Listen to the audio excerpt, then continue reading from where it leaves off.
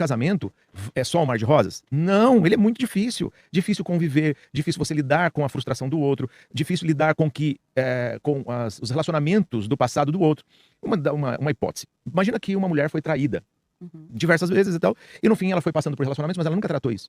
Aí ela casa, aí decidiu casar. Quando ela casou, esse homem não sabe nada da vida dela do passado. Então ele precisa, eles, né? O casal precisa ter um bom diálogo, precisa aprender a ter uma boa comunicação, precisa aprender a entender o ponto de vista do outro, porque de repente ela aprendeu daquela forma. A insegurança, o medo, as traições, tudo isso fez com que ela se tornasse uma pessoa ciumenta. Sim. Então todos esses traumas do passado precisam ser tratados de alguma forma, e você, como é cíclico, né? É um ciclo, essa coisa vai ficar voltando. Então os gatilhos são acionados.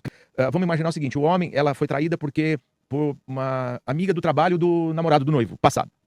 Quando esse homem tiver que ficar um pouco mais no trabalho, vai acionar um gatilho nela, inconsciente. Sim. Poxa, ele tá me traindo.